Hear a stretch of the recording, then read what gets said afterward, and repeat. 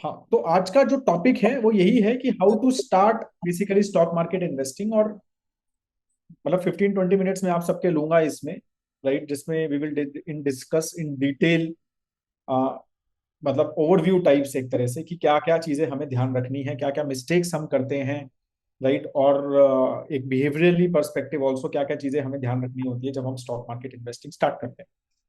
तो सबसे पहले जो क्वेश्चन आता है ना वो ये आता है कि जब हम स्टॉक मार्केट इन्वेस्ट स्टार्ट की कि मैं स्टॉक मार्केट में इन्वेस्ट करना ही क्यों है? जैसे राहुल ने भी ये क्वेश्चन पूछा कि एफडी ही क्यों नहीं, कि मुझे करना ही क्यों, Y should I even invest in stock market. तो एक ये समझना है कि स्टॉक मार्केट मतलब एक इक्विटी एसेट क्लास बोला जाता है उसको। ठीक है, कि इक्विटी का क्या मतलब है कि I have a equity in a company, I have a share holding in a company, and that's why it is called a equity asset class. ठीक है, तो सबसे पहले आपको ये समझना है कि इक्विटी एसेट क्लास में अगर आपको इन्वेस्ट करना है तो सबसे इंपॉर्टेंट क्या है कि जो आपका कंट्री है, जिस कंट्री में आप रहते हैं या जिस कंट्री में आप इन्वेस्ट कर रहे हैं, वो ग्रो होनी चाहिए। कि भाई वो ग्रो हो रहा है। अगर कंट्री ग्रो हो रहा है तो इसका मतलब क्यों ग्रो हो रहा है कि वहां की जो कंपनीज हैं वो ग्रो कर रही होंगी, वो अच्छा कर रही होंगी, तभी जो है पूरा देश ग्रो हो रहा है।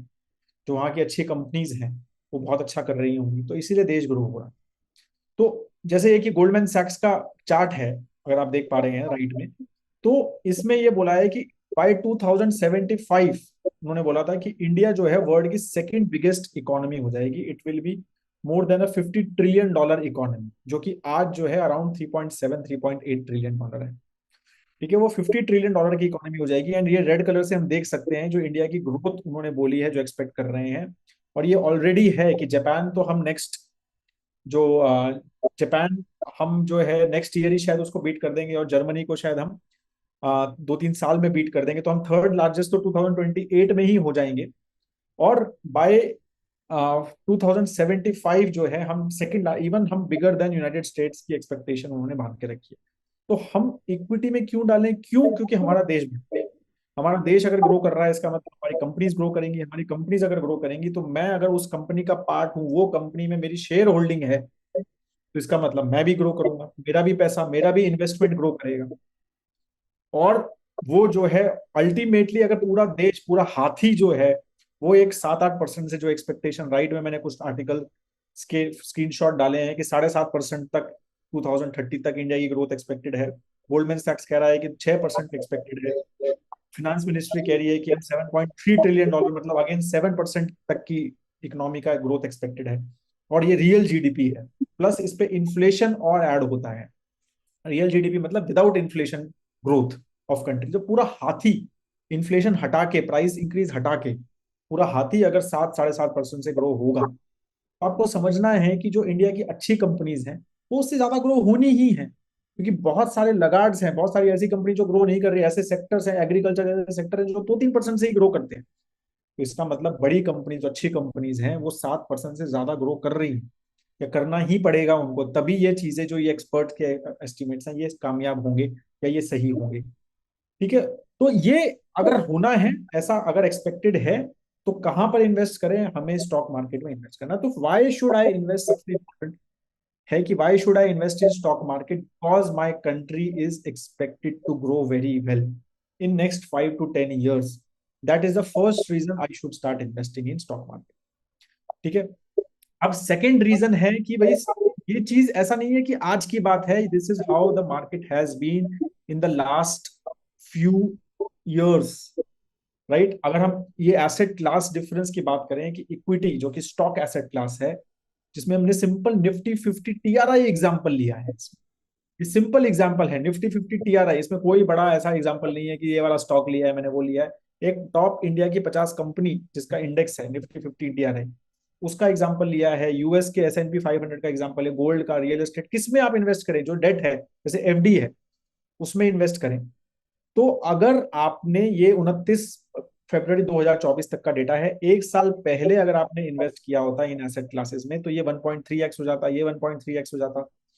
और अगर 20 साल आपने ये इन्वेस्ट किया है तो आपका पैसा 16 टाइम्स जो है निफ्टी 50 में हो जाएगा, होने की एक्सपेक्टेशन है आपकी। यूएस में अगर आपने यही चीज इन्वेस्ट की होती तो आपका पैसा 12 टाइम हो जाता, गोल्ड में किया होता तो 9.5 टाइम्स हो जाता, रियल एस्टेट में 4.9, और एफडी में 4.1 एक्स आपका पैसा हो जाता है। तो आप सोच सकते हैं कि 20 साल में अगर हम ऐसा करेंगे तो एफडी में पैसा क्यों डालना है। और यही चीज 15 साल में भी आप देखेंगे तो 9.5x और ये है 2.9x।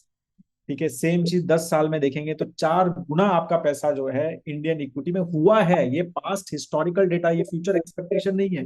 हुआ है, 10 साल किसी ने पैसा निफ्टी से निकाल के रखा है, उसका पैसा 4 गुना हो गया है। और जबकि एफडी में आपका पैसा डबल हुआ होगा।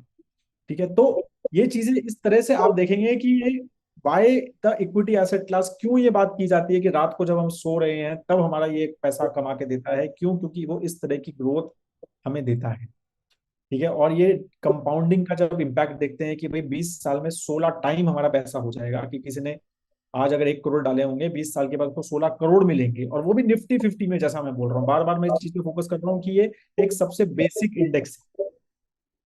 ठीक है, और रियल एस्टेट में अगर डालेंगे तो 1 करोड़ के 5 करोड़ होंगे, और एफडी में डालेंगे तो 1 करोड़ के 4 करोड़ होंगे, और गोल्ड में डालेंगे तो 1 करोड़ के 10 करोड़ होंगे। तो आप समझ सकते हैं कि कहाँ पर आपको पैसा डालना है।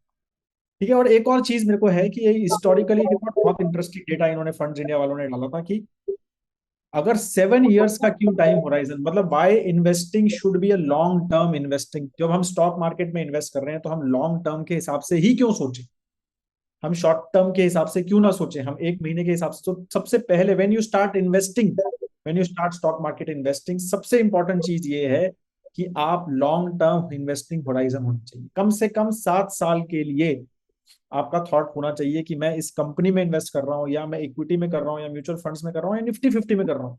कम से कम 7 साल के हिसाब से मैं पैसा डालने की कोशिश कर रहा हूँ कि 7 साल पैसा रखूंगा इसका। ये जरूर सोचिए क्यों है उसका रीजन। आप देखिए यहाँ पे ये बहुत अच्छे से इन्होंने एक्सप्लेन किया है कि अगर आपने 1 साल पैसा रखा निफ्टी 50 में तो आपके एवरेज रिटर्न 16% है। आपने मैक्सिमम 97% रिटर्न भी आए होंगे, लेकिन मिनिमम -15 भी आए, -53 भी आए। तो आप अगर 1 साल पैसा रखते हो तो देयर इज अ चांस कि आपके हाफ हो जाएंगे पैसे। ठीक है, ऐसे ही अगर हम 2 साल रखते हैं, 3 साल रखते हैं, 4 साल, 7 साल अगर आप पैसा रखते हो, ये हिस्टोरिकल डेटा है लास्ट 23 साल का, तो आपके सबसे खराब रिटर्न 6% है। किसी ने 7 साल अगर पैसा रखा है तो 6% से कम रिटर्न उसको कभी नहीं मिले। ठीक है, और उसने चाहे बिल्कुल वर्स्ट मार्केट में भी पैसा निकाला हो तो 6% रिटर्न मिले। 30% रिटर्न उसको मैक्सिमम मिले, और एवरेज उसको 15% के रिटर्न मिले हैं। और यही चीज अगर आप और बढ़ाते रहोगे, 15 साल चले जाओगे, तो आपको सबसे बुरे 11% मिले। 18% मैक्स और 15% का एवरेज मिला है। तो ये चीज है कि जैसे जैसे लॉन्ग टर्म बढ़ता है आपका रिस्क कम होता रहता है इक्विटी। ये चीज समझो आप। -53 था मिनिमम पहले, और ये करते करते 6 4 6 6 7 करते करते 11 12 तक पहुंच गया। तो अगर आप लॉन्ग टर्म, आप नंबर ऑफ ईयर्स 1 से लेके 8 10 साल जब प्लस चले जाते हो, तो आप ऑलमोस्ट नेग्लिजिबल रिस्क पे चले जाते हो कि आपका नेगेटिव रिटर्न आएगा स्टॉक मार्केट ओवरऑल से। अब ऑफ कोर्स स्टॉक से आ सकता है, तो अब स्टॉक एनालिसिस कैसे करेंगे वो भी हम समझेंगे थोड़ा। बट ओवरऑल मार्केट में एक रिस्क कम हो गया कि यार मार्केट जो है वो नेगेटिव रिटर्न नहीं देगी, मार्केट की वजह से मेरा स्टॉक नहीं गिरा। हाँ, स्टॉक खराब है तो बात अलग है, वो मेरी गलती है, मेरा खराब एनालिसिस है। लेकिन मार्केट की वजह से मेरा स्टॉक नहीं गिरा। अगर मैंने 7 साल प्लस डाल रहा हूं तो मतलब मेरे रिटर्न्स ठीक ठाक आने चाहिए। ठीक है, तो ये थॉट प्रोसेस से आप करें। तो इसीलिए जब आप स्टॉक मार्केट में इन्वेस्ट कर रहे हैं तो क्यों इन्वेस्ट कर रहे हैं? क्योंकि India is suppose to grow, and historically the equity asset class has given best return. तो दीज आर टू रीजन। फिर अगर मैं इंडिया स्टॉक मार्केट में इन्वेस्ट कर रहा हूं तो मेरा थॉट जो है वो लॉन्ग टर्म ही होना चाहिए। Minimum 7 year. What is long term? Minimum 7 year का होराइजन होना चाहिए। कोई भी स्टॉक में ले रहा हूं, थॉट ये लो कि 7 साल के तब तो कम से कम रखूंगा। चेंज चाहे आप अगले दिन कर दो, आपको लगेगा नहीं नहीं मैंने गलत एनालिसिस कर दिया, गलत ये हो गया, वो बात अलग है। लेकिन जब ले रहे हो, ये सोच के लो कि 7 साल तो मिनिमम इसका होराइजन है, यहाँ ये 7 साल तो ग्रो करनी चाहिए कंपनी। आज जिस थॉट प्रोसेस से मैंने लिया है, 7 साल में ये कंपनी ग्रो करनी चाहिए, ये थॉट से ही स्टॉक लेना चाहिए, या फिर कोई भी म्यूचुअल फंड या इंडेक्स लेना चाहिए। तभी आप जो है इसमें अच्छा पैसा कमा सकते हो, एक अच्छा खासा होराइजन इन्वेस्टमेंट कर सकते हो। तो ये थॉट प्रोसेस से हमें करना है। अब हम आते हैं नेक्स्ट कि स्टॉक स्पेसिफिक क्वेश्चन पे, कि अब आपने तो बता दिया कि ठीक है 7 साल का होराइजन बता दिया, ये सब ठीक है। अब स्टॉक कैसे इन्वेस्ट करें, क्या नेक्स्ट स्टेप्स क्या है, कैसा मैं स्टॉक पिक करूं, क्या करूं? तो एज आई सेड कि वैसे तो हमारा पूरा कोर्स ही इसी के ऊपर है, और डिटेल में ये चीज समझाई हुई है। यहाँ पर बहुत फास्ट ओवरव्यू दूंगा।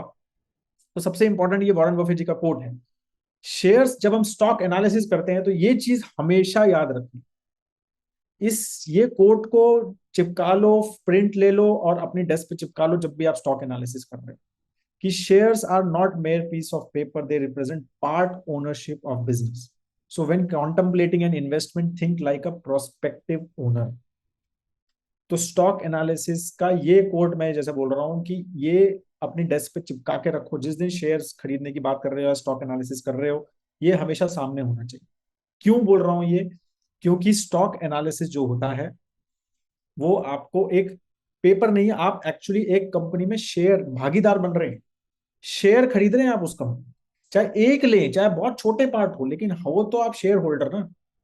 ठीक है, तो आप मे बी लाखों में एक हो, बट ठीक है फिर भी उस कंपनी के लाखों में से एक शेयर होल्डर आप हो, तो आप एक ओनरशिप ले रहे हैं। और इसी थॉट प्रोसेस से मैं हमेशा लोगों को बोलता हूं कि मेरी कंपनी का नाम इन्वेस्ट चेतन्या है।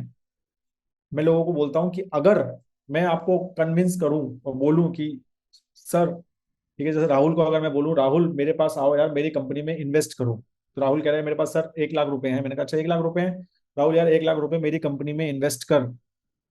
ठीक है, लिस्टेड नहीं है बट मेरे को जरूरत है पैसे की, ये चीजें चाहिए, करना है मुझे, वो करना है। तो राहुल कहेगा कि अच्छा 1 लाख रुपए इन्वेस्ट करने हैं क्या, चलो मैं करता हूँ, प्लान करता हूँ, सोचता हूँ, एक बार आपके पास आता हूँ। वो मेरे से आके शायद मिलेगा, मेरे से एनालिसिस करेगा, समझेगा कि मेरे क्या प्लान्स हैं कंपनी के, मैं मेरे लास्ट फाइनेंशियल्स कैसे रहे, मैं कितना प्रॉफिट जनरेट कर रहा हूँ, मेरे पास कितने इंप्लॉइज हैं, राइट, मैं कितनी वैल्यूएशन पे उससे पैसा मांग रहा हूँ, कितने शेयर्स मैं उसको दूंगा 1 लाख रुपए में, ये सारी चीजें वो पूछेगा, सब चीजें पूछेगा। क्यों? क्योंकि उसको लगता है कि यार मैं तो शेयर होल्डर बन रहा हूं, मैं तो इस कंपनी का एक तरह से पार्ट ओनर बन रहा हूं, बट मेरी अनलिस्टेड कंपनी है, मेरी बहुत छोटी कंपनी है, इसीलिए वो सारी चीजें पूछेगा। उसको पता है कि यार एक बार 1 लाख रुपए दे दिए इसने, मुझे स्टॉक्स दे दिए, तो बेचने में शायद हो सकता है ये कभी आईपीओ आए चाहे ना आए, पता नहीं, हो सकता है 8 साल 10 साल 15 साल भी हो सकता है कि लग जाए मेरे 1 लाख रुपए वापस मिलने में। वो हमेशा उसके दिमाग में रहेगा, इसलिए वो बहुत अच्छे से चेक करेगा राहुल उस चीज को। यही चीज मैं यही कहता हूँ, ये सेम प्रोसेस आपको स्टॉक मार्केट में करना है, कुछ डिफरेंट नहीं। यही सोचो कि स्टॉक मार्केट में कल नहीं बेच सकता, सोचना ऐसा है, बिल्कुल वो आपको एक ऑप्शन है कि आपने आज खरीदा, गलती कर दी, कल बेच दिया, लेकिन सोचना ऐसा है कि आज अगर खरीद लिया ना तो हो सकता है 10 साल तक ना बेच पाऊं। तो अब बताओ कैसे एनालिसिस का? तो मेरे को अब वो कंपनी का पार्ट पार्ट करना है, तो कंपनी के बारे में क्या क्या पूछूंगा? तो ये चीज सोचनी है कि एक छोटी कंपनी, चलो एक दुकानदार आपसे बोलता है कि सर मेरे को 1 लाख रुपए दो, मैं आपको कंपनी में शेयर होल्डिंग दूंगा, तो आप उसके पास जाके क्या क्या सवाल पूछेंगे 1 लाख रुपए देने से पहले, बस वो लिख लो, वही स्टॉक एनालिसिस। वही सवाल आपको रिलायंस से पूछने हैं, वही सवाल आपको हिंदुस्तान लीवर से पूछने हैं, वही सवाल एचडीएफसी बैंक से पूछने हैं, वही सवाल आईसीआईसी बैंक से पूछना है, वही सवाल हर स्टॉक से पूछना है, सेम ही सवाल हैं। हाँ, अब आप उस ढंग से डायरेक्टली शायद मुकेश अंबानी जी से नहीं मिल सकते वो पूछने के लिए, तो इसीलिए मुकेश अंबानी जी हर क्वार्टर में आते हैं, अर्निंग कॉल करते हैं, बात करते हैं, हर क्वार्टर में इंटरव्यूज देते हैं उनके एम्प्लॉयज, या फिर हर क्वार्टर में वो मतलब अपनी स्टेटमेंट्स देते हैं, फाइनेंशियल स्टेटमेंट में सब चीजें बताते हैं। इसीलिए ये सिस्टम रूल्स हैं कि हर क्वार्टर में ये सारी इंफॉर्मेशन देनी है, क्योंकि आप हर से इंडिविजुअल बात नहीं कर सकते। तो इस तरह से वो चीजें चलती हैं, तो हमें वो चीज समझनी है, तो यही है स्टॉक एनालिसिस। अब आप लिख लो, अब मैं ये चीज बता दूंगा एक बार क्विकली, और यही चीज आप एक बार लिखना शुरू करोगे ना कि यार मैं शॉप वाले शॉपकीपर है, बहुत अच्छी शॉप चलती है किसी की, उसको बेचारे को 1 लाख रुपए या 5 लाख रुपए की जरूरत है, मैं देना चाहता हूँ और शेयर होल्डिंग लेना चाहता हूं, तो क्या क्या सवाल पूछूंगा उससे 5 लाख रुपए देने से पहले? बस वही सवाल आपको हर से पूछना है, कोई फर्क नहीं है। ठीक है, वही स्टॉक एनालिसिस है। इसीलिए ये जो कोट है how to start stock investing का, ये बेसिक कोट है, फर्स्ट यही है, और यही सब कुछ आपके दिमाग में रखना है। अब सेकंड स्टेप, ठीक है, शेयर होल्डिंग तो बननी है सर, पहला बताओ कंपनी, फर्स्ट कंपनी कौन सी खरीदो, कंपनी का नाम बताओ, आप छोड़ दो ये सब चीज। ठीक है ना, तो सबके क्वेश्चन ये, सबसे सर सब छोड़ दो, कंपनी का नाम बताओ। तो सबसे पहले कौन सी कंपनीज, कैसे स्टार्ट करूं, कौन सी कंपनी देखूं, सबसे बड़ी से स्टार्ट करूं, सबसे छोटी से स्टार्ट करूं? कहीं से स्टार्ट मत करो, सबसे पहले अपने अराउंड देखो कि किस कंपनी के क्या क्या प्रोडक्ट, सुबह उठो स्टार्ट हो जाओ कि क्या यूज करता हूं मैं सुबह उठ के, टूथपेस्ट कौन सी कंपनी का लिखो, टूथब्रश कौन सी कंपनी का लिखो, नहाए कौन से कंपनी का साबुन यूज किया। ठीक है, सब चीजें लिखना शुरू करो, हर चीज, हर चीज जो है आज दिन में क्या क्या, कौन सी गाड़ी में बैठे, कौन सी कंपनी की कार में बैठा। ठीक है, फिर ऑफिस गए, स्टेशनरी यूज की, कोई कंपनी का कोई पर्टिकुलर पेन यूज किया क्या किसी स्टेशनरी का, उसका यूज करो। ठीक है, तो हर चीज जो आप पूरे दिन में करते हैं, रास्ते में गए, टोल दिया तो कौन सी कंपनी का टोल नाका था वो लिखो। तो हर चीज जो आपको लगता है कि यार मैं फुल डे में मैं आज क्या क्या चीजें यूज कर रहा हूँ या क्या क्या देख रहा हूँ। अगर आपने ज्वेलरी खरीदी है रिसेंटली तो कहाँ से खरीदी है, किसी रिटेल स्टोर में जाके सामान बाई किया तो किस कौन सी कंपनी से बाई किया, किस किस कंपनी, बिस्किट खाए तो कौन सी कंपनी के खाए, ब्रेड खाई तो कौन सी कंपनी की खाई।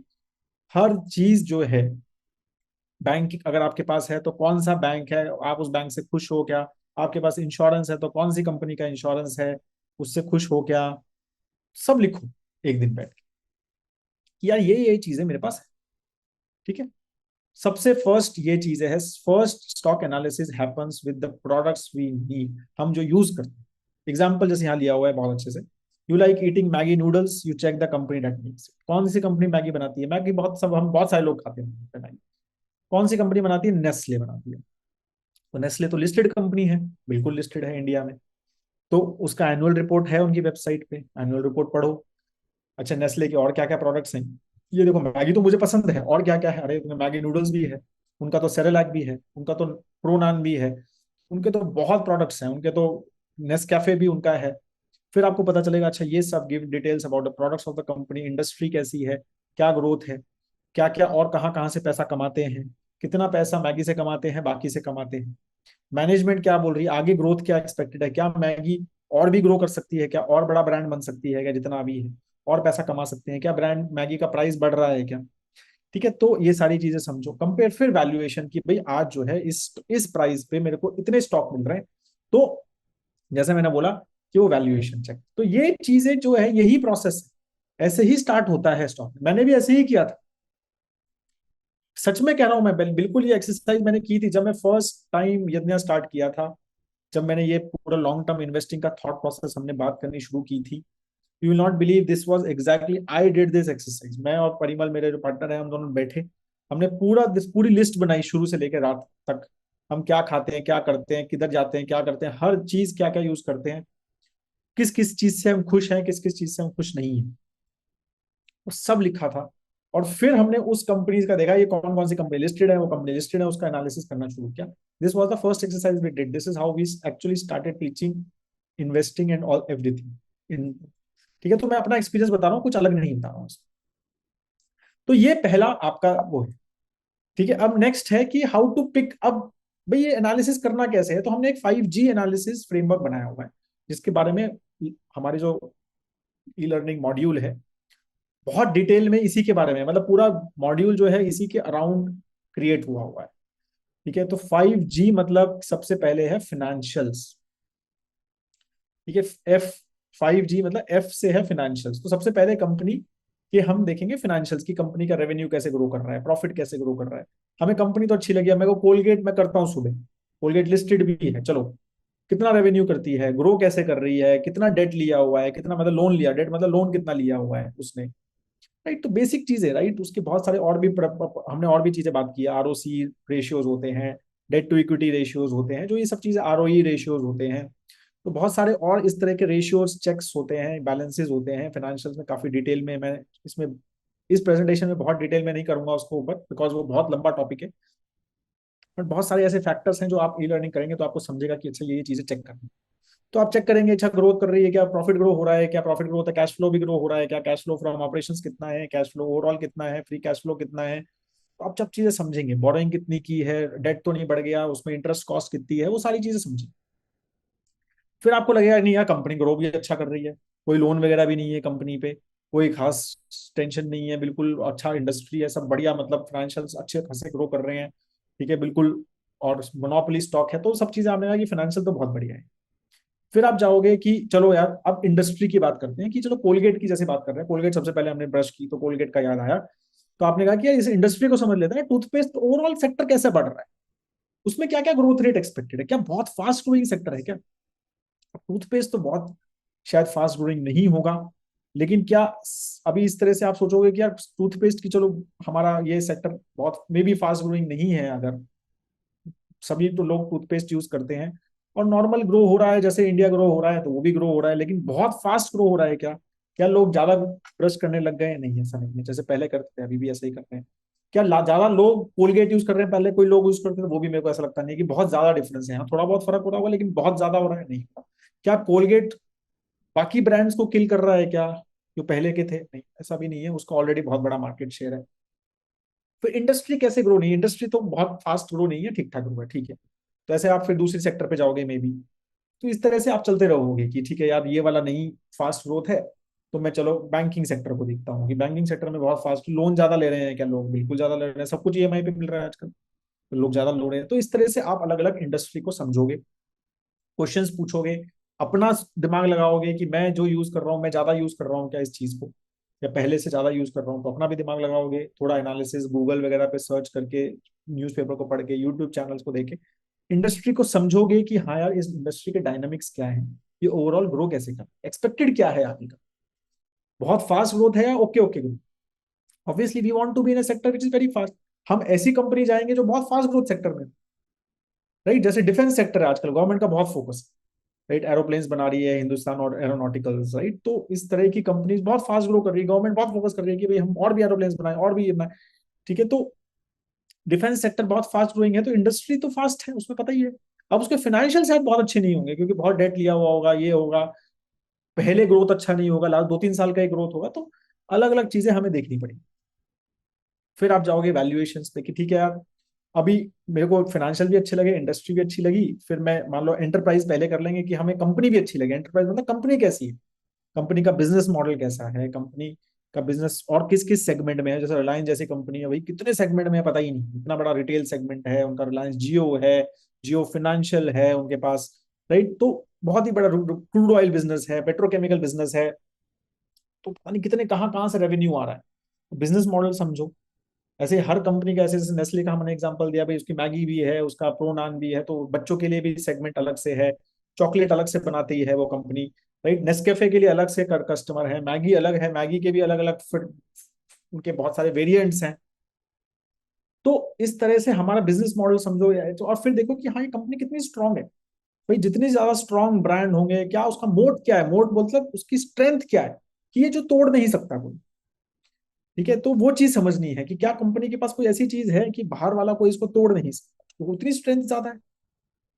अगर कोई ऐसी कंपनी होगी कि जो चीज खास नहीं है और कोई भी आके उसको नया तोड़ के और चला जाएगा, तो फिर वो चलेगा नहीं, राइट? तो क्या ऐसी चीज है, राइट? तो वो चीज समझनी है। तो जो ब्रांड, जैसे कोलगेट है, इतना बड़ा ब्रांड है और इतनी जबरदस्त डिस्ट्रीब्यूशन है कि हर शॉप पे कोलगेट का टूथपेस्ट मिलेगा। शायद ही कोई ऐसी ग्रोसरी शॉप होगी, मेरे ख्याल से आप लोग ज्यादा जानते होंगे, कि जहां पर कोलगेट नहीं मिलता हो। मेरे को तो शायद ऐसा कभी सुना नहीं मैंने कि कोई ऐसी ग्रोसरी शॉप है जहां गए और कहा कोलगेट है, कोलगेट नहीं, ऐसा नहीं है। तो क्या जबरदस्त डिस्ट्रीब्यूशन है, क्या जबरदस्त ब्रांड है कि सब कोलगेट ही, आधे से ज्यादा टूथपेस्ट का मतलब ही कोलगेट। बहुत सारे मेरे ऐसे फ्रेंड्स हैं जो बोलते हैं कोलगेट कर ले सुबह, क्या जबरदस्त उसने मोड बना के रखा हुआ है। ऐसे हम फेविकॉल का नाम लेते हैं, पिडिलाइट, फेविकॉल यूज करते हैं, पिडिलाइट कंपनी है, लिस्टेड कंपनी।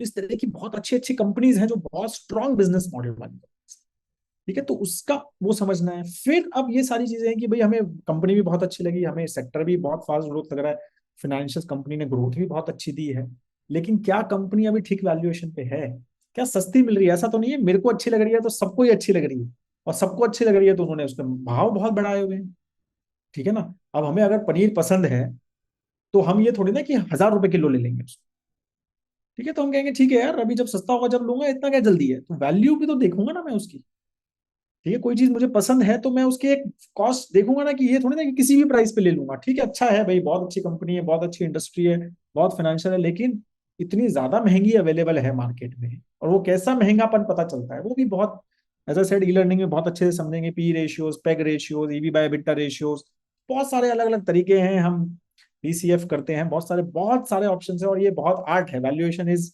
साइंस नहीं है, ये आर्ट है। तो फिर आप समझते हैं कि हाँ यार, ये वैल्यूएशन एक्सपेक्टेड जो ग्रोथ है आगे, और इसकी जो करंट आज जो प्राइस मिल रहा है, ठीक है, तो वो चीज के हिसाब से बिल्कुल सिंपल सब्जी लेने की बात है, राइट? टमाटर 200 रुपए किलो लोगे या 50 रुपए किलो लोगे? 50 रुपए किलो, 200 रुपए किलो भी लोगे अगर बहुत अर्जेंट नीड है, और भाई ठीक है भाई, मेरे को तो कुछ है ही नहीं, बट अगर आप रुक सकते हो तो आप कहोगे ठीक है यार, रुकता हूँ, ऐसा क्या जरूरत। तो ये चीजें हैं कि वैल्यूएशन जो है वो भाव कितने में मिल रहा है, अच्छा है तो बहुत महंगा तो नहीं मिल रहा, और ज्यादा खराब है तो हो सकता है बहुत सस्ते में भी नहीं मिल रहा, तो ज्यादा सस्ता है तो सस्ता क्यों है ये भी समझना है। भाई मेरे को सब कुछ अच्छा लग रहा है, मेरे को लग रहा है कंपनी बहुत बढ़िया है, सेक्टर बहुत अच्छा है, फाइनेंशियल बहुत अच्छे हैं, लेकिन भाव बहुत सस्ता है मार्केट में, तो फिर भी कुछ गड़बड़ है, कुछ मिस कर रहा हूं मैं। ये एनालिसिस में ये भी चीज पता चल जाती है।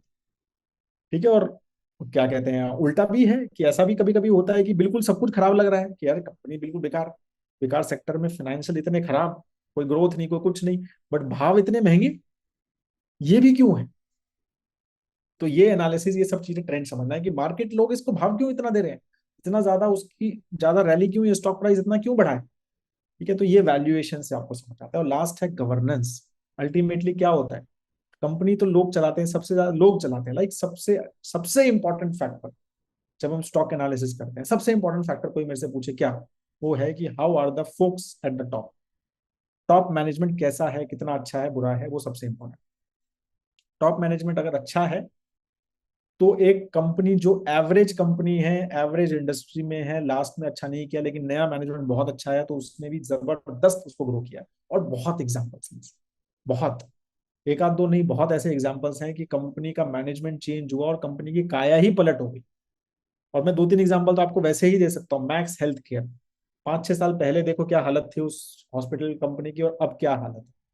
ठीक है। आप कंपनी देखो सफारी, 8-7-8 साल पहले उस कंपनी की क्या हालत थी, मैनेजमेंट चेंज हुआ, अब क्या हालत है। आप देखो क्रॉम्पटन ग्रीव्स, 2017-18 से पहले उस कंपनी की क्या हालत थी, अब क्या हालत है। आप देखो सीजी पावर, 4-5 साल पहले उस कंपनी की क्या हालत थी, अब क्या हालत है। तो सिर्फ क्या चेंज हुआ है, कुछ चेंज नहीं हुआ, कोई बिजनेस मॉडल चेंज नहीं हुआ है, बंदे चेंज हुए हैं बस टॉप पे। और उन बंदों ने उस कंपनी की काया ही पलट कर दी जबरदस्त, और उल्टा भी हुआ है, बहुत अच्छी कंपनी का मैनेजमेंट चेंज होकर बर्बाद भी हुई। ठीक है। और अनिल अंबानी ग्रुप, राइट, तो वी हैव सीन कि how it has gone from where to where. ठीक है। बहुत अच्छा बिजनेस, स्ट्रॉन्ग बिजनेस, अच्छे अच्छे सेक्टर में था वो बिजनेस, और खराब हो गया। तो अल्टीमेटली टॉप मैनेजमेंट कैसा रहा, वो क्या कर रहा है, कैसे चेंजेस और कैसे रहा उसमें, वो सबसे इंपॉर्टेंट है। वो कैसे आइडेंटिफाई करें, आप क्वेश्चन पूछोगे सर आइडेंटिफाई कैसे करें, वो तो ठीक है। तो अगेन लर्निंग में हमने ई लर्निंग मॉड्यूल में सारा चीजें काफी समझाने की कोशिश की है, बट खुद को क्यूज ही समझ सकते हैं, ये सब्जेक्टिव है। आपको एक बंदा बहुत अच्छा लग सकता है, मेरे को अच्छा नहीं लग सकता, मेरे को कोई चीज अच्छी लगी, कोई चीज नहीं अच्छी लगी। ठीक है। आप एक बेट ही ले रहे हो एक इंसान पे, सिर्फ based on what, based on looking at his performance in the past, based on some of his interviews. आप मिल तो सकते नहीं हो उससे मोस्टली, तो आप उसका, उसको बस फॉलो ही कर सकते हो कि हाँ यार ये कैसा कर रहा है, क्या बोल रहा है, वो जो बोल रहा है उसको इम्प्लीमेंट कर रहा है या नहीं कर रहा। ठीक है। इसके जो विजन है वो क्लियर है या नहीं है, कभी अलग अलग बातें तो नहीं कर रहा है, इस बार कुछ और बोलता है, हर बार कुछ और बोलता है, ऐसा तो नहीं कर रहा है। तो ये सारी चीजें, छोटी छोटी चीजें देखनी होती है इसमें, और फिर आपको थोड़ा लगता है कि हाँ यार ये बंदा is man of his words, what ever he says it happens. और ये सारी चीजें जो है हमें गवर्नेंस फैक्टर में देखनी, तो ये पांचों अगर हम चीजें देखेंगे ना एक साथ, तो हम बहुत अच्छी कंपनी का एनालिसिस कर पाएंगे। ठीक है। तो यही चीज है, हाउ टू स्टार्ट इन्वेस्टिंग, तो you start and for first shortlisting companies based on what you use, what you go through, आपने जो जो किया है, जो आपको अच्छी लगती है कंपनीज। जैसे आप एयरटेल का सिम यूज करते हो तो एयरटेल करो, जियो का करते हो तो जियो का एनालिसिस करो। और किस बेसिस पे एनालिसिस करना है, ये 5 फैक्टर्स के बेसिस पे। कंपनी कैसी है, इंडस्ट्री कैसी है, फाइनेंशियल कैसे है, वैल्यूएशन कैसी है, गवर्नेंस कैसी है, बस ये 5 फैक्टर में आप मोस्टली सभी कवर कर लोगे। लॉन्ग टर्म 7 साल प्लस का होराइजन, ये 5 फैक्टर इस हिसाब से देखने हैं कि 7 ईयर्स इस कंपनी में इन्वेस्ट करके रखना है। तो ये पांचों फैक्टर आज के हिसाब से 7 ईयर्स के हिसाब से वैल्यू दिख रही है नहीं, ये सेक्टर 7 ईयर्स के लिए ग्रो करने का एक्सपेक्टेशन है या नहीं। ऐसा नहीं है कि 6 महीने करेगा और बाकी नहीं। ऐसा नहीं है कि गर्मी आ गई, एसी बिक रहे हैं तो चलो यार एसी कंपनी खरीद लेता हूँ, उसमें मोस्टली मात खा लोगे आप, क्योंकि आपसे पहले किसी ने ये चीज फिगर आउट कर ली होगी। ठीक है। तो ये नहीं है कि गर्मी आ गई एसी खरीद लो तो एसी कंपनी खरीद लिया, तो इंडस्ट्री अच्छा है तो चलो चलो अप्रैल में सामान खरीद लेते हैं और जून में बेच, और जुलाई में, अगस्त में बेच दूंगा। ऐसा नहीं होता है इंडस्ट्री, ऐसा एनालिसिस नहीं होता 7 ईयर्स के हिसाब। हाँ भाई 7 ईयर्स में एसी की ग्रोथ होगी क्या, तो एसी कंपनीज बिकेंगी क्या, एसी ज्यादा बिकेंगे क्या, तो फिर मुझे लगता है वैसा थॉट प्रोसेस है। अब हम क्या क्या मिस्टेक्स करते हैं, राइट, जो हमें अवॉइड करनी चाहिए। एक तो है इम्पेशंस, राइट, कि सबसे बड़ा, जैसे ट्रेडिंग कौन कर रहा है, वो इम्पेशेंट हो, कि भाई मुझे अभी एक एक दिन में डबल करना है पैसा, 10 दिन में डबल करना है पैसा। तो ये चीज में हमेशा हम गलत जगह जाते हैं, गलत तरीके से। तो सिंपल लॉटरी वाला सिस्टम, राइट, क्यों लॉटरी लोग खरीदते हैं, वो सिंपल इसीलिए खरीदते हैं कि या 10-20-50 रुपए की लॉटरी का टिकट लूंगा और किसी दिन शायद लगेगी और करोड़पति हो जाऊंगा। इम्पेशेंट है वो, क्लियर इम्पेशंस है कि वी कैनॉट वेट। और पेशेंस से ही पैसा बनता है। इन्वेस्टिंग मतलब लक के बेसिस पे हम पैसा नहीं कमा सकते। क्या आप लक के बेसिस पे पैसा कमाना चाहोगे या स्किल के बेसिस पे पैसा कमाना चाहोगे? मोस्टली लोग स्किल के बेसिस पे बनाए हैं। लक का कोई भरोसा नहीं है, आज है कल नहीं।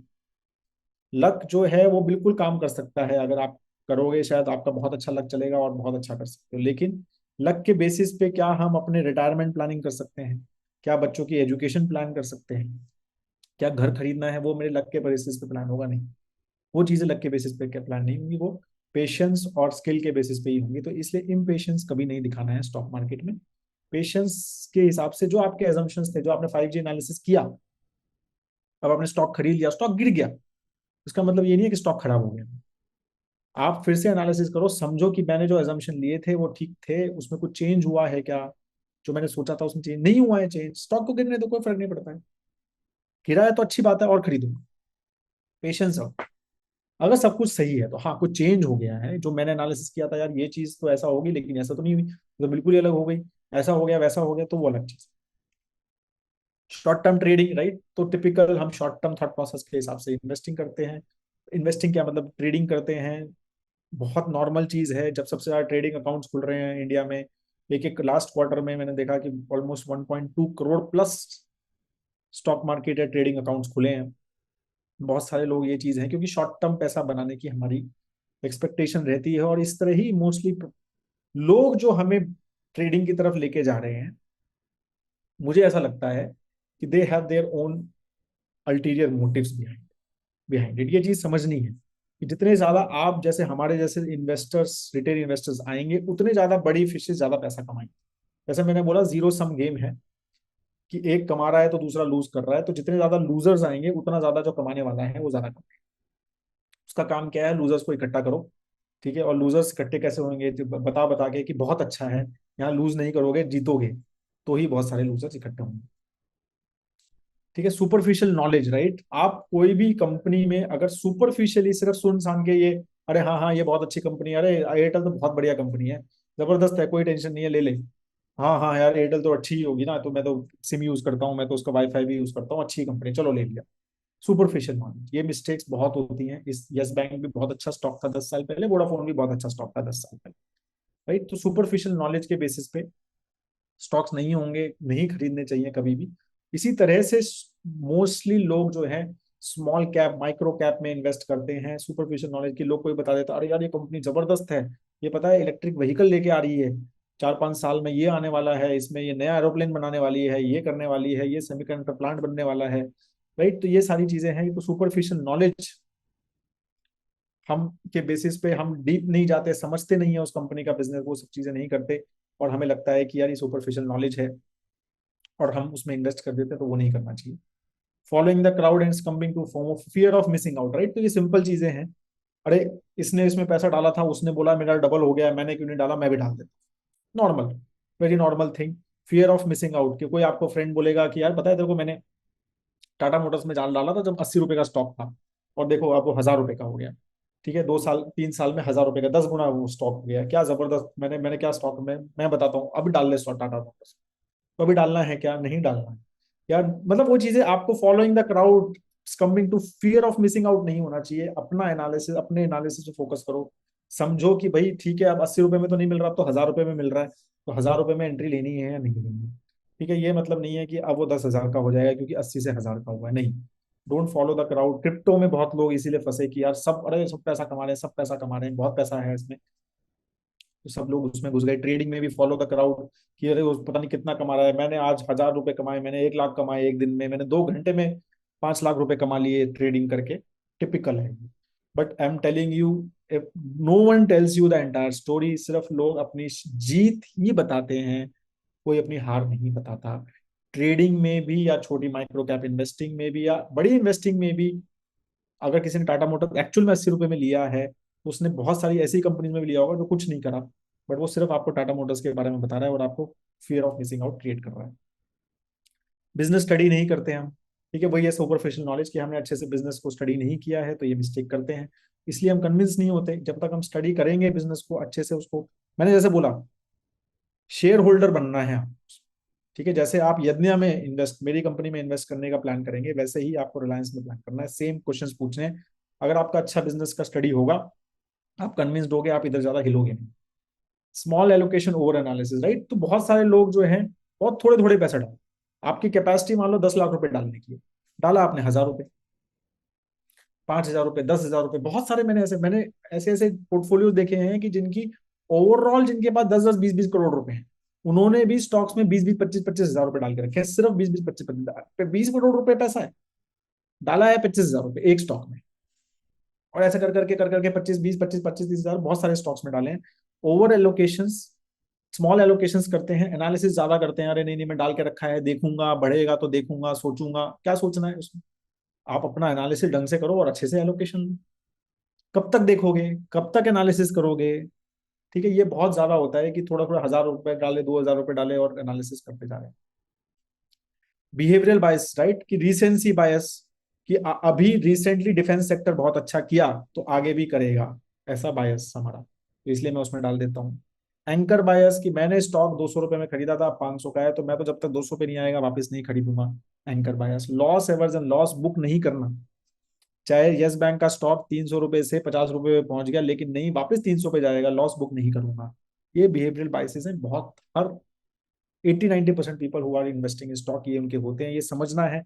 जब भी आप इन्वेस्ट करो, लॉस नहीं करो, तो ऐसा नहीं है कि मेरा ये बायस तो नहीं है, ये पूछो। मैं इसीलिए तो डिफेंस सेक्टर में इन्वेस्ट नहीं कर रहा क्योंकि रिसेंटली बहुत अच्छा किया। मैं इसलिए तो पावर सेक्टर में इन्वेस्ट नहीं कर रहा कि रिसेंटली बहुत अच्छा किया। या मैं इसीलिए तो इन्वेस्ट एफएमसीजी में नहीं कर रहा क्योंकि उसने रिसेंटली अच्छा नहीं किया है। तो ये रिसेंसी बायस तो नहीं है मेरा मेरा ये समझना बहुत जरूरी है। टाइमिंग द मार्केट, सबको ऐसा लगता है मैं टाइम कर लूँ। बहुत सारी नॉर्मल चीजें हैं, लोगों को लगता है कि सर मार्केट नीचे गिरेगी तो मैं इन्वेस्ट करूंगा। मिक्सर रुको, अभी मैं तो रुका हुआ हूँ, मार्केट नीचे गिरेगी तो मैं इन्वेस्ट करूंगा। कब गिरेगी किसी को नहीं पता, गिरेगी भी या नहीं गिरेगी नहीं पता। कितनी गिरेगी जब मैं इन्वेस्ट करूंगा, 1% पे इन्वेस्ट करूंगा, या 5% गिरने के बाद इन्वेस्ट करूंगा, या 10% गिरने के बाद इन्वेस्ट करूंगा। सर मैं करना शुरू कर दूंगा 1% से, 1% पे कितना परसेंट करूंगा, 10%, 20%, 50%। 5% पे 100% इन्वेस्ट कर दूंगा और फिर 10 गिर गई तो फिर क्या करोगे? 1% के बाद पूरा पैसा डाल दिया, 10% गिर गई तो क्या करोगे? No one can time the market, timing the market is a futile exercise, no one has ever able to do it. तो don't time the market. Investing in penny stocks, right, ये बहुत लोगों को लगता है कि यार 1 रुपए का स्टॉक है, 2 रुपए का तो होना बहुत ईजी है। शायद 1 लाख का स्टॉक 2 लाख का होना ज्यादा बड़ी प्रॉब्लम, ऐसा नहीं। जितनी प्रोबेबिलिटी 1 रुपए के स्टॉक की 2 रुपए होने की है, उतनी ही प्रोबेबिलिटी 1 लाख के 2 लाख की होने की है। बेस से कोई फर्क नहीं पड़ता, it is all about percentage returns. ठीक है, तो ये चीज बिल्कुल दिमाग से हटा दो कि 1 रुपए का स्टॉक 2 रुपए का होगा, इसकी बहुत ज्यादा चांसेस हैं रादर देन 1 लाख का स्टॉक होने की। नहीं, कंपनी कैसी है, क्या है, किधर है, कंपनी का एनालिसिस करो। Price of the stock doesn't matter at all, at all. 1 lakh का स्टॉक हो चाहे 1 रुपए का स्टॉक हो, उससे कोई फर्क नहीं पड़ता। स्टॉक कैसा है, कितना ग्रो एक्सपेक्टेशन है, ग्रोथ कैसा कर रहा है, कितनी बड़ी कंपनी है और कितनी बड़ी हो सकती है, और कैसा मैनेजमेंट है। जैसे मैंने बोला 5G ही सब कुछ है। पेनी स्टॉक से कुछ नहीं होता, पेनी स्टॉक मोस्टली पैसा बर्बाद करने के लिए होते हैं, इसमें वॉल्यूम कम होते हैं, ट्रेडर्स उसको आपको मैनिपुलेट करते हैं उस वॉल्यूम को, और आपको पैसा फंसा के आपके लिए नुकसान करवाते हैं। मोस्टली पेनी स्टॉक्स में लोग पैसा लूज करते हैं। क्या क्या मिसकंसेप्शंस हमारे हैं स्टॉक मार्केट में? तो ये बहुत सारे लोग जो स्टार्ट करते हैं, या एटलीस्ट जो, आप शायद मोस्टली यंगस्टर्स हो जो मुझे दिख रहे हो यहाँ पे, बट बहुत सारे लोग जो हैं, स्पेशली थोड़े से हमारे पेरेंट्स और ग्रैंड पेरेंट्स की एज वाले जो हैं, वो ये बोलते हैं कि यार स्टॉक मार्केट तो जुआ है। गौरव सर, आप भी यंग ही दिखते हैं अभी भी। राइट, तो स्टॉक मार्केट एक जुआ है ये बोला जाता है, राइट। तो वो जुआ जो है वो एक्चुअली, मैंने वो सेकंड चार्ट में ही दिखा दिया था कि वो जुआ नहीं है, अगर 7+ ईयर का होराइजन। जुआ खत्म हो जाता है जैसे जैसे इन्वेस्टमेंट होराइजन बढ़ता है। बिल्कुल 1 साल के लिए, 6 महीने के लिए, 1 दिन के लिए, 5 दिन के लिए कोई इन्वेस्ट कर रहा है तो वो बिल्कुल जुआ है, इसमें कोई डाउट नहीं। लेकिन जैसे ही होराइजन 5+7+8+ ईयर्स हो जाता है तो आपका ये जुआ खत्म हो जाता है और आपका रिस्क बहुत कम हो जाता है। Stock market is a place for rich people. हाँ, ये अगेन बहुत है कि सर पैसा इकट्ठा कर रहा हूँ, थोड़ा इकट्ठा करके फिर इन्वेस्ट करूंगा। किस बात का इकट्ठा करना है पैसा, क्या करना है इकट्ठा करके, अभी क्यों नहीं इन्वेस्ट कर रहे? नहीं नहीं सर अभी तो है नहीं ना, कितने नहीं है, 100 रुपए भी नहीं है क्या? 100 रुपए में भी SIP होती है, 500 भी नहीं है, 1000 रुपए भी नहीं है क्या? तो ये रिच पीपल के लिए है। ठीक है, जो बहुत बड़े बड़े अमीर लोग हैं, अमीर बनूंगा तो इन्वेस्ट करूंगा स्टॉक मार्केट में, अरे स्टॉक मार्केट तो अमीर बनाता है, अमीर बनने के बाद स्टॉक मार्केट में इन्वेस्ट नहीं करना। अमीर बनने के लिए स्टॉक मार्केट में इन्वेस्ट करो। तो 1,000 रुपए भी हैं अगर, तो स्टार्ट करो। 1,000 रुपए के भी स्टॉक्स हैं, 500 रुपए की, 50 रुपए का, जोमेटो का स्टॉक 200 रुपए का है, तो स्टार्ट करो। ठीक है, तो ऐसा कुछ नहीं है कि भाई मेरे को अमीर बनना है तो ही स्टार्ट करना है। स्टार्ट आप 1,000 रुपए, 500 रुपए, 100 रुपए, 200 रुपए से भी स्टार्ट कर सकते हैं। स्टॉक्स अच्छे स्टॉक्स हैं, 200, 300, 400 रुपए में भी बहुत अच्छे अच्छे स्टॉक्स मार्केट में अवेलेबल हैं। एक लेके स्टार्ट तो करो। ठीक है, तो वैसा मत सोचो। Stock that have fallen a lot will eventually, ये बहुत बड़ा है कि भाई बहुत गिर गया है तो बढ़ेगा। ठीक है, तो वो मैं वही कह रहा हूँ कि क्या किंगफिशर का स्टॉक बढ़ेगा क्या, या जेट एयरवेज का बढ़ा क्या? ठीक है, तो नहीं बढ़ा। क्या सत्यम का स्टॉक बढ़ा क्या? नहीं बढ़ा। ठीक है, तो ये चीजें हमें समझनी है कि ऐसा कुछ नहीं है कि जो गिरा है वो बढ़ेगा। बहुत ज्यादा गिर के कंपनीज खत्म हो जाती है, डिलिस्ट हो जाती है, पता भी नहीं चलता। क्या रिलायंस पावर का स्टॉक बढ़ा क्या? 16 साल से तो नहीं बढ़ा, आगे का पता नहीं। अभी भी है लिस्टेड, 40 रुपए का ही है, और 40 रुपए भी आया था। नहीं तो क्या वो बढ़ा? नहीं बढ़ा। ठीक है, तो stock which has fallen a lot will eventually rise, ये बिल्कुल ही फेल्ड, बेकार फिनोमिना है। कंपनी कैसी है, कंपनी खराब डाउनफॉल में है तो कुछ नहीं बढ़ेगा स्टॉक। हाँ, एक कोई पर्टिकुलर रीजन की वजह से, एक शॉर्ट टर्म कोई इशू की वजह से वो स्टॉक गिर गया है तो बिल्कुल बढ़ेगा, नो डाउट। समझना, रीजन समझो कि क्यों गिरा है, तभी वो बढ़ेगा। जरूरी नहीं है बढ़ेगा। High risk means high reward, ये तो बहुत क्वेश्चन है कि सर रिस्क ज्यादा लेगा तो रिवॉर्ड भी ज्यादा है, तो वो तो फिर तो गैम्बलिंग साइड टिकट्स खरीद लो, लॉटरी की। सबसे आसान है, तो रिस्क ही रिस्क है, रिवॉर्ड भी हाई है। अब आपको देखना है कि आपको करना है नहीं करना है, राइट? तो ऐसा कुछ नहीं है कि हाई रिस्क, आप कैलकुलेटेड रिस्क लेने चाहिए। हाई रिस्क हाई रिवॉर्ड का कोई मतलब नहीं है, प्रोबेबिलिटी ऑफ हाई रिवॉर्ड्स भी देखना चाहिए। मैं वैसे बोल रहा हूँ कि गैम, वो आप जाके लॉटरी की टिकट खरीद लो। कितनी चांसेस होती है पता है ना आपको, कि एक बिजली गिरने के चांसेस सर के ऊपर ज्यादा होते हैं, लॉटरी में जीतने के चांसेस कम होते हैं। ये तो आपको आई एम श्योर आपने सबने पढ़ा ही होगा। ठीक है, कि हमारे हेड पे बिजली गिर जाए इसके चांसेस ज्यादा होते हैं, लॉटरी में जीतने के चांसेस कम होते हैं। बट वो रिस्क हाई है तो रिवॉर्ड भी हाई है, क्योंकि ऑफकोर्स आपकी लग गई तो शायद आपको हो सकता है 70, 7, 8 करोड़ रुपए मिल जाए। But probability of winning, what is that? तो वो चीज समझनी है कि high risk doesn't mean high reward. Calculated risk लेने बहुत जरूरी है, डिसेंटली समझ के, स्किलफुल। मैंने कहा ना, आप जो है लक पे रिस्क मत लो। लक पे अगर खेलोगे तो रिस्क हाई है ही। आप कैलकुलेशन करो, स्किल समझो, पढ़ो बिजनेस को, और फिर उसके ऊपर थोड़ा सा एक कैलकुलेटेड रिस्क लो। हाँ यार, ये कंपनी अच्छा करेगी, मुझे लगता है, मैंने सब एनालिसिस कर लिया है, तो आपको रिवॉर्ड पक्का मिलेगा। That there is a best time to invest in market and one should hit for it. वो अगेन मैंने शायद जैसे समझा दिया है कि मार्केट को टाइम कोई नहीं कर सकता। ठीक है, कि कोई बेस्ट टाइम नहीं होता है मार्केट में इन्वेस्ट करने का, अगर लॉन्ग टर्म होराइजन आपका है। राइट, लोग करते हैं, और अगर आपको ऐसी अपॉर्चुनिटी आती है, एसेट एलोकेशन फॉलो करो। ऐसा नहीं है कि 100% पैसा स्टॉक मार्केट में डालना है, वो भी गलत है। ठीक है, और जीरो रखना है और वेट करना है टाइम का, वो भी गलत है। जो आदमी टाइम वेट कर रहा है, मतलब आई हैव इन्वेस्टर जो 10-10 करोड़ लेके हाथ में बैठ के वेट ही कर रहे हैं 4 साल से।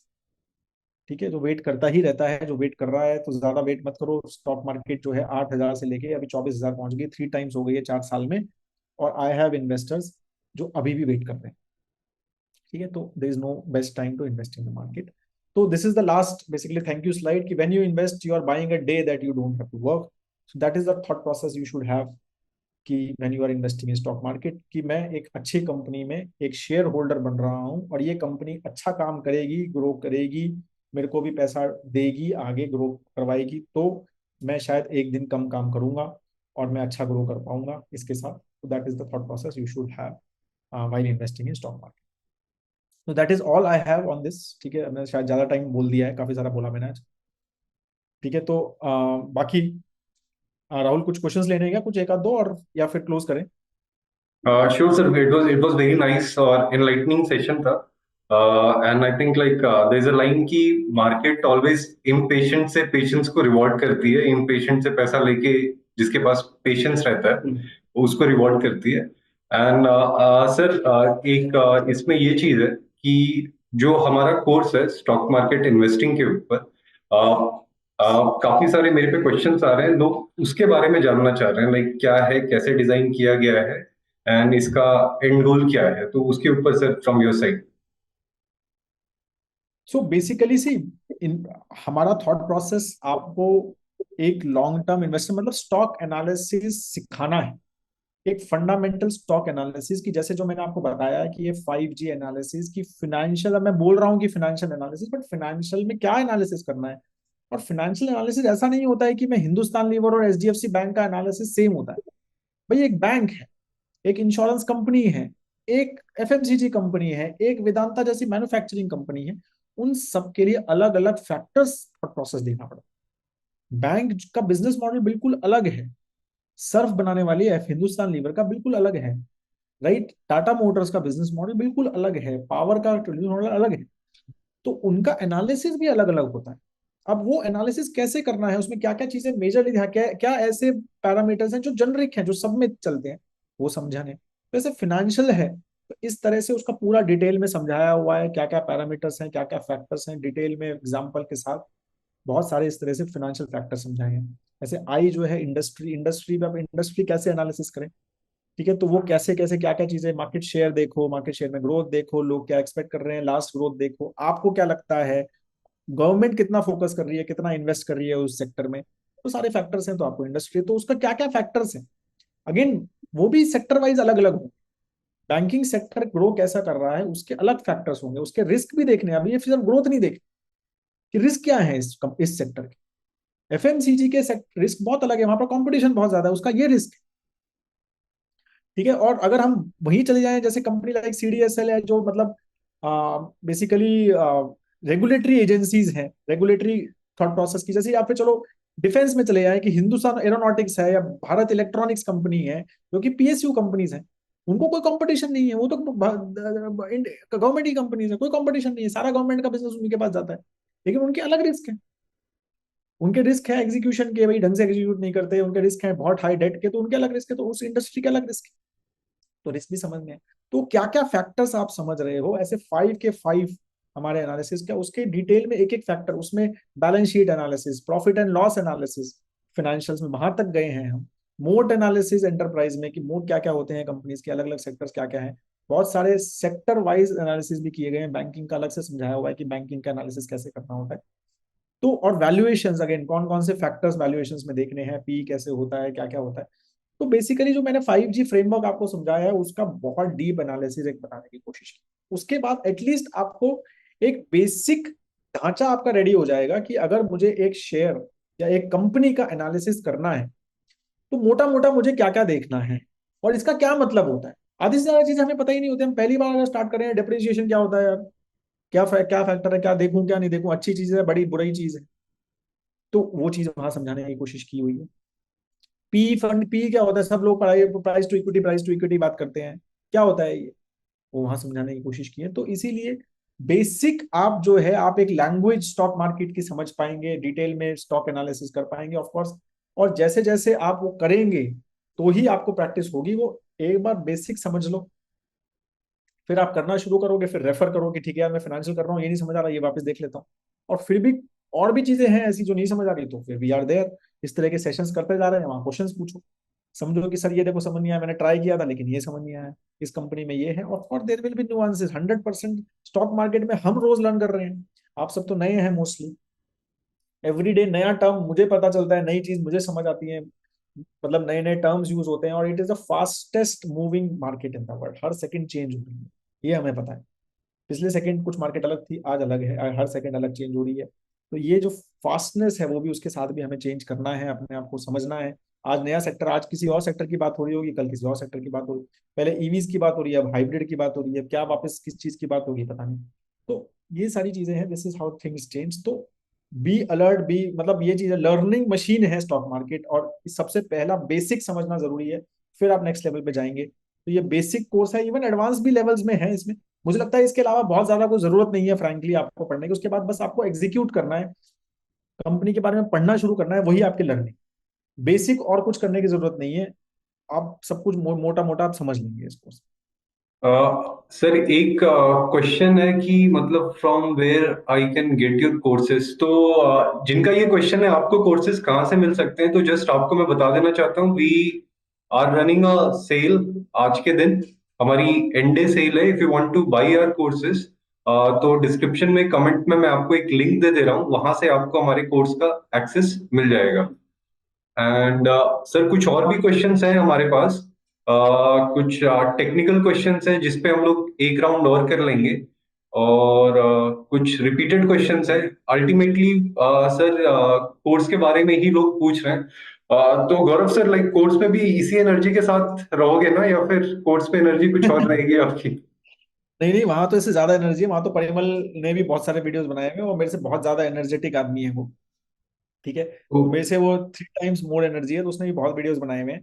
मोस्टली बैलेंस शीट एनालिसिस वगैरह। मैं तो खुद सीए नहीं हूँ, मंदार जो है मेरे साथ, जो मेरे रिसर्च एनालिस्ट टीम के हेड है, वो बैठे हैं। तो उन्होंने क्या balance sheet analysis, profit and loss analysis की बहुत सारे वीडियोस बनाए हैं, जो आपको बहुत डिटेल में चीजें समझनी है, घुसना है बिल्कुल। एनुअल रिपोर्ट एनालिसिस कैसे करते हैं, बैलेंस शीट कैसे समझते हैं, क्या क्या चीजें देखते हैं, तो वो बहुत डिटेल में भी उन्होंने वहां समझाने की कोशिश की है।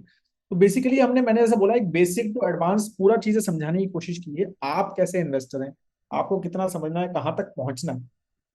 और ये इन्वेस्टर बनने का कोर्स है, ये चीज और समझ लेना। कभी आपको लगे कि यार ये सीएफए का एग्जाम पास करा देगा, तो सीएफए का एग्जाम पास नहीं कराएगा ये। ठीक है, तो एक और चीज है, बहुत सारे लोग आते हैं ये सोचते हैं कि भाई यार ये कोर्स कर लूंगा ना तो मेरा ये एग्जाम पास होगा। नो, ये एग्जाम पास के लिए कोर्स नहीं है। वो उस थॉट प्रोसेस से नहीं हुआ, क्योंकि हो सकता है एग्जाम पास के लिए उनका अलग थॉट प्रोसेस हो, अलग तरह से वो चीजों को समझाएं। ये एक बिल्कुल बेसिक लेमैन लैंग्वेज में अच्छा इन्वेस्टर बनने का कोर्स है, अच्छा स्टॉक मार्केट इन्वेस्टर बनने का कोर्स है। तो ये चीज बहुत क्लियरली समझ ली। इससे कोई एग्जाम पास होने की उम्मीद, हो सकता है आपको बेसिक क्लियर हो जाए, आपको हेल्प हो एग्जाम पास करने की, बट ये होके कोई एग्जाम पास होगा तो नहीं, कि मेरा सिर्फ ये कोर्स कर लिया और मेरा एग्जाम पास होगा। तो कोई एग्जाम पास करने की आप उम्मीद मत रखिए। बिल्कुल आपके बेसिक्स क्लियर हो सकते हैं, ये हो सकता है कि आपको समझ आ रहा है और आप एक लेवल पे समझ जाएं, बट एग्जाम पास तो मेरे को नहीं लगता कि इस थॉट प्रोसेस से वो बना है।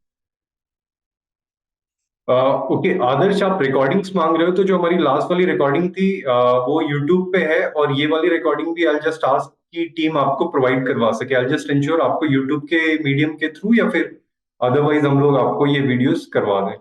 और सर कुछ और क्यूरीज हैं? दूसरे सेशन पे एबिटा के बारे में पूछ रहे हैं, एबीटी, पैट, नेट ये प्रॉफिट, सब इन चीजें सब हैं रेशियो। ऑलरेडी सेशन में, ऑलरेडी हमारे ई लर्निंग में है। ठीक है, तो मुझे नहीं लगता कि यार इसके ऊपर तो क्या है ना, इसके ऊपर डिस्कशन करने का कोई पॉइंट नहीं है। These are very basic things, right? कि एबिटा क्या होता है, एबिट क्या होता है, पैट क्या होता है, नेट प्रॉफिट क्या होता है, ग्रॉस प्रॉफिट क्या होता है, राइट? तो मुझे नहीं लगता कि इसके लिए मेरी कोई ज्यादा जरूरत है। आप अगर यूट्यूब पे सर्च करोगे तो एक से एक हम हमारे यूट्यूब चैनल पता नहीं कितने वीडियोस बनाए हुए हैं हमने, फ्री में भी बनाए हुए हैं। और हमारे वैसे ई लर्निंग में भी ये सारी चीजें कवर्ड ये है अगर आप सारी ले रहे हैं तो। वो कोर्स का जो मैं लेक्चर बेसिकली देख ये रहा एक था उसमें मुझे दिख रहे कॉन्सेप्चुअल थे। वीडियोस हैं, तो मेरा कॉन्सेप्ट समझाने के लिए maybe I am not the great, मतलब मैं कॉन्सेप्चुअल टीचर नहीं।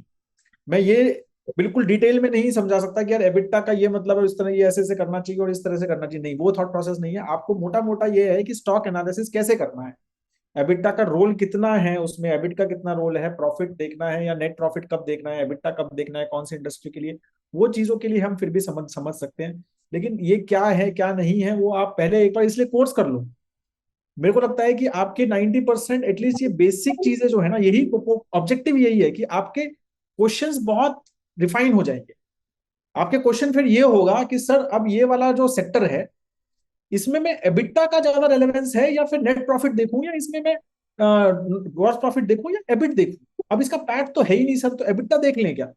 तो आपके क्वेश्चन ये हो जाएगा। फिर मैं आपको बता सकता हूँ, हाँ यार जोमेटो का जो है ना, या फिर एक लॉस मेकिंग कंपनी का, तुम ना पैट मत देखो, क्योंकि पैट तो नेगेटिव होता है। एबिटा कैसे ग्रो हो रहा है और एडजस्टेड एबिटा क्या होता है, वहां हम जाएंगे। तो आपके क्वेश्चन बहुत रिफाइन हो जाएंगे। तो आप बेसिक ये क्वेश्चंस जो है, इसलिए वो लर्निंग का थॉट प्रोसेस ये है कि बेसिक क्वेश्चन तो क्लियर कर लो। वहां क्या पूछना है यार, वो क्या है, वो तो मैं जैसा बोल रहा हूँ कि वो सब चीजें तो ऑलरेडी बहुत अवेलेबल है। तो मेरा आई वांट कि आप जो है ओवरऑल एक अच्छे इन्वेस्टर बने, एक ओवर एनालिसिस। मैं जैसे बोल रहा हूँ, एग्जाम नहीं पास करना है कि एबिटा का क्वेश्चन आएगा, व्हाट इज एबिटा, तो आप जाके लिखोगे कि ये होता है सर का, सर ने बताया था। नहीं, तो वो उसके लिए नहीं। एबिटा कहाँ यूज होगा और कब यूज करना चाहिए वो बहुत जरूरी है। लेकिन एबिटा क्या है और उसका एकदम एग्जैक्ट डेफिनेशन आप मेरे से एक्सपेक्ट करोगे तो शायद मैं बता ही नहीं पाऊँ। ठीक है, और आपका आप सोचोगे एग्जाम में, एग्जाम क्लियर करने का कोर्स नहीं है गाइस, ये इन्वेस्टर बनने का कोर्स ओके गौरव सर, वो लाइन कहते हैं ना, over analysis leads to paralysis. तो है। बिल्कुल वही है वो। आप, मैं यही कह रहा हूँ कि इतना ज्यादा कॉम्प्लिकेटेड नहीं है, आपको चीजें इतनी कॉम्प्लिकेट, मतलब ये चीजें ही फाइनेंस इंडस्ट्री में दिखाई जाती हैं कि लोगों को लगता है कि कुछ कॉम्प्लिकेटेड है तो बहुत जबरदस्त है, मुझे नहीं समझ आया तो मतलब अच्छा है। एक ये दिमाग में रहता है, ये मुझे नहीं समझ आया ना तो उसका मतलब कुछ तो जबरदस्त बात कर रहा है ये बंदा, को कुछ तो नॉलेज है। तो हम इस भाषा में बात करने की कोशिश करते हैं कि सबको समझ आए, क्योंकि इतना मुश्किल नहीं है। मैं वही कह रहा हूँ ना, एक सिंपल है यार, बहुत सिंपल चीज है कि आप एक दुकान के पास गए, उसने मुझे बोला कि सर 5 लाख रुपए ले लो और मेरी कंपनी, मेरी दुकान का 1% स्टेक ले लो। तो अब आप लिखो, क्या पूछोगे उससे, क्या पूछोगे आप उससे, बताओ। दोस्त है चलो आपका, कि क्लोज फ्रेंड है, उसकी एक शॉप है या उसका एक ऑफिस है, उसने कहा कि सर यार गौरव भाई 5 लाख रुपए दे दे, ठीक है, और 1% स्टेक ले ले, मुझे जरूरत है 5 लाख रुपए। ये क्या क्या सवाल पूछोगे उससे? यही है स्टॉक एनालिसिस। और उससे एबिटा पूछोगे क्या? तो आप पूछोगे तो फिर समझो, ठीक है, तो बस वही है और कुछ नहीं है। अब उसको आप कोर्स करने के बाद वो बेसिक चीजें समझ जाएंगी कि आपको वो सारे किस तरह से उससे क्वेश्चन पूछे। बट अल्टीमेटली वही है एनालिसिस और कुछ नहीं है, यही स्टॉक एनालिसिस होता है।